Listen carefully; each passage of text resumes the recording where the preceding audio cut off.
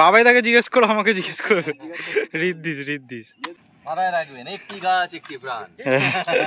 বাবাইদা আজকে না বললে এই গাছটা বসানো হতো না আর মরে যেত গাছটা। তো করব সব গল্পটা তোমাদের সাথে আজকে। তুই গোলাপের কুড়িগুলো কাটলি কেন? এত সুন্দর ফুটে গেছে, তুই গোলাপগুলো কাটলি কেন? দাদা আমাকে ফোন করে বলল একটা গাছের বস্তা ঠিকঠাক করতে গেছে আর ওখানে নাকি কেউটে সাপ ছিল। যেই বস্তাটা টেনেছে এরকম ভাবে নিচ থেকে উপর দিকে তুলেছে আর কেউটে সাপটা ফস করে উঠেছে এরকম। কেমন আছো সবাই? আশা করছি সবাই ভালো আছো। আজকের ব্লগটা শুরু করছি একটু বেলা দিয়ে। এখন একটা কাজ করার প্ল্যান ছিল কিন্তু প্ল্যানটা ক্যান্সেল হয়ে গেছে। ঠিক আছে, সবটা তোমাদের বলছি, কি প্ল্যান ক্যান্সেল হলো সেটাও তোমাদের বলছি। আগে চলো ব্লগটা শুরু করা যাক। সবার প্রথমে যে কথাটা বলবো, কালকে যেখানে ব্লগটা শেষ করেছিলাম তারপরে বাড়ি এসেও ব্লগটা কন্টিনিউ করতে পারতাম বা অন্য একটা ব্লগ শুরু করতে পারতাম, কিন্তু করিনি কারণ কালকে মার শরীরটা ভীষণই খারাপ হয়ে গেছিলো। আসার সময় রাস্তায় মা বমি করেছে 2বার, বাড়িতে এসে আবার একটু ঠিকঠাক ছিল, তারপরে আবার 3বার বমি করেছে রাত্রিবেলাতে। তারপরে বমির ট্যাবলেট দিয়ে তারপর ঠিকঠাক হয়েছে। তারপর ঘুম থেকে উঠে এখন আজকে মোটামুটি ফ্রেশ হয়েছে, কিন্তু এই যে শরীরটা খারাপ ছিল, এতবার বমি করেছে, তার জন্য তো শরীরটা একটা উইক হয়ে রয়েছে, শরীরটা দুর্বল ঝিমঝিমানি হয়ে রয়েছে। তাও স্কুলে গেছে আজকে, যেহেতু 2 দিন মা স্কুলে যায়নি, ছুটি নিয়েছিল, তো আজকে তো যেতে হবেই। আজকে বেসিক্যালি ব্লগটা হবে হচ্ছে 2 দিন বাড়িতে ছিলাম না, এবার আমার শখের জিনিসগুলো ঠিকঠাক আছে কিনা সেগুলোকে তোমাদেরকে দেখাবো বা তোমাদের সামনে তুলে ধরবো। তার আগে বলি প্ল্যান ক্যান্সেলের যে ব্যাপারটা, এর আগে আমি আর দাদা মিলে যে গাছগুলো বসিয়েছিলাম, গাছগুলোকে ঘিরেছিলাম, সেই গাছগুলোকে গরুতে লন্ডভন্ড করে দিচ্ছে। এর আগে একদিন লন্ডভন্ড করে দিয়েছিল, আমি কিছুটা ঠিকঠাক করেছিলাম। আগের দিন দাদা ফোন করে বললো যে এরকম একটাও বস্তাগুলো ঘেরা নেই, সব নিচে নেমে গেছে, গরুতে মনে হয় কিছুটা খেয়েও নিয়েছে, তো সেইগুলো ঠিকঠাক করতে হবে। এবার সেই জন্য ভেবেছিলাম আজকে এখন এই সময় আমি আর দাদা মিলে আবার ঠিকঠাক করে দেবো, কিন্তু দাদা এখন বাড়িতে নেই। এবার দাদা বললো যে আজকে ভোরবেলাতে কিছুটা ঠিকঠাক করে দিয়েছে, এবার আমাকে একটা না দুটো গাছ ঠিকঠাক করতে হবে, কিন্তু এই সময় যেহেতু দাদা নেই আমি এখন বেরোবো না, কারণ এখন অনেক কাজ রয়েছে, স্নানের পরে গিয়ে ঠিকঠাক করব। কিন্তু আসল যে ব্যাপারটা, কালকে দাদা আমাকে ফোন করে বলল একটা গাছের বস্তা ঠিকঠাক করতে গেছে আর ওখানে নাকি কেউটে সাপ ছিল। ভাবো একবার, আর যেই বস্তাটা টেনেছে এরকম ভাবে নিচ থেকে উপর দিকে তুলেছে আর কেউটে সাপটা ফস করে উঠেছে এরকম পুরো একদম ফনা তুলে দাদার সামনে।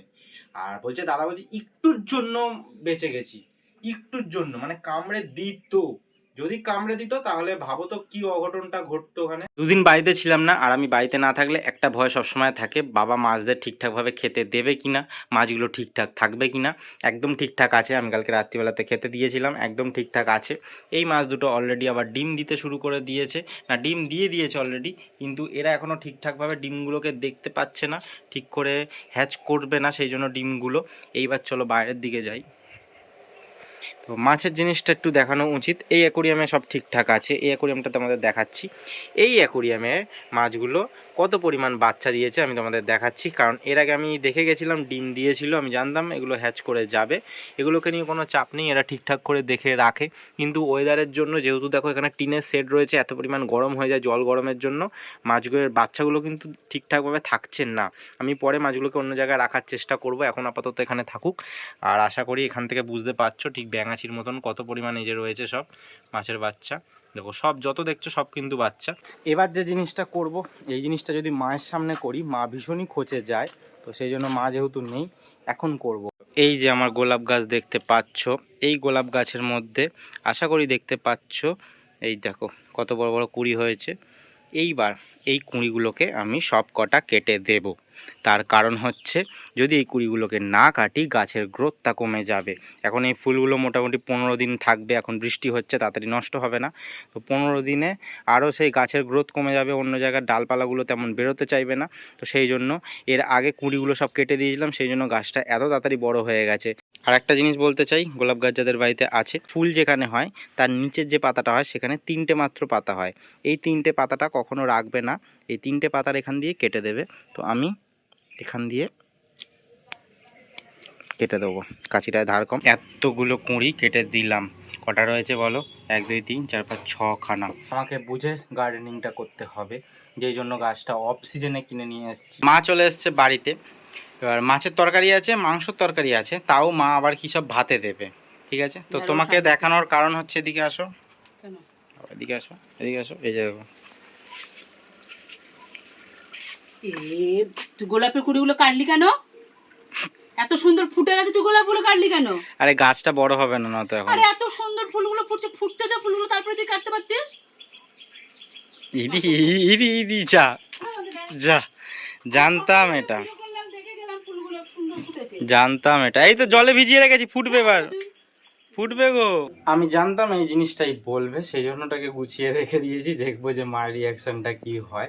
কিন্তু মা যাই বলুক না কেন, আমার গাছটা ঠিকঠাক রাখার জন্য এটুকুনি তো করতেই হবে। যদি তুমি জি বাংলায় সিরিয়াল দেখে থাকো তাহলে এই দাদাকে চিনবে, আর যদি চিনে থাকো কোন সিরিয়ালে দাদা আছে বলো অবশ্যই। বাবাইদার ভালো নাম কি? হ্যাঁ, বাবাইদার ভালো নাম তো বাবাই তাকে জিজ্ঞেস করো, আমাকে জিজ্ঞেস করো। রিদ্দিস, রিদ্দিস। রিদ্দিস। হ্যাঁ, আজকে সারাদিনে গাছ বসানোর কোনো প্ল্যান ছিল না, কিন্তু বাবাইদা বলল এই গাছটা বসিয়ে দিই। এই গাছটা গঙ্গার ধারেই পড়েছিল, দেখতে পাচ্ছ, মনে হবে যে মরে গেছে কিন্তু মরেনি, জ্যান্ত আছে গাছটা। তো এটাকে চলো বসিয়ে দিই আমরা, তাহলে বৃষ্টিটা হচ্ছে মোটামুটি এক সপ্তাহের মধ্যে নতুন পাতা বেরোতে শুরু করে দেবে। আমাদের গাছ বসানো কমপ্লিট। হ্যাঁ, প্লাস্টিকগুলো ছেড়ে দাও। হ্যাঁ, পুরো মাটি দিয়ে দাও। মাথায় রাখবেন, একটি গাছ একটি প্রাণ। তো গাছটা এরকম পাতা নেই, কিন্তু গাছটা পুরো জ্যান্ত আছে, আর একটু বৃষ্টি হলেই একদম ঠিকঠাক একদম ধরে যাবে। আমার বৃক্ষরোপণের ভিডিওগুলো কেমন লাগে অবশ্যই জানিও। আমার সাথে সাথে অনেকজনই এসে সহযোগিতা করে, এটা ভালো লাগে। এই ঘেরাগুলোর অবস্থা গরুতে কি করেছে তোমরা দেখতে পাচ্ছ। দাদা অনেকগুলো এসে ঠিক করে দিয়েছিল, কিন্তু সাপটার কথা বললাম যে সাপটার ভয়ে আর করিনি, চলে গেছিল। বট গাছের এই ঘেরাটাও কিছুদিন আগে ঠিকঠাক করেছিলাম, আবার হেলে গেছিল, আবার আজকে ঠিকঠাক করে দিলাম। এই যে গোড়ার দিকে দেখতে পাচ্ছ ইট মেরে দিয়েছি, কারণ গোড়ার দিক থেকেই পুরো হেলে গেছিল।